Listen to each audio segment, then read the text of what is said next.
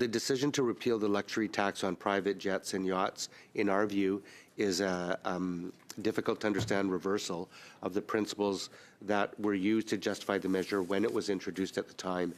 Again, in Budget 2021, it was argued that those who can afford to buy luxury goods can afford to pay a bit more. I'm quoting then Finance Minister Chrystia Freeland, especially at a time when ordinary Canadians were making sacrifices to keep the economy afloat.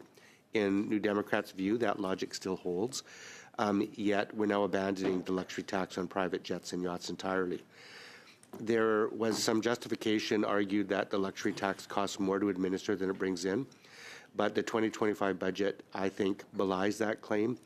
Eliminating the tax will cost the government $135 million over 5 years in lost revenue by our calculations. The PBO goes even further, estimating that the luxury tax on private jets and boats will raise $207 million over 5 years.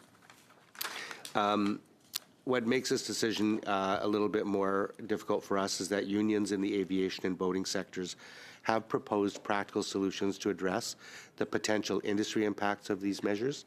They offered targeted mitigation measures, not a full repeal of the luxury tax. So instead of working with workers and industry to refine the policy, we think it's not wise to scrap it altogether.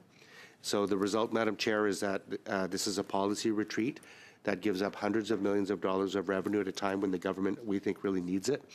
It abandons a fairness measure aimed at taxing the ultra-wealthy, and it ignores constructive proposals put forward by workers and their unions working with their employers who were ready to help improve the system rather than dismantle it.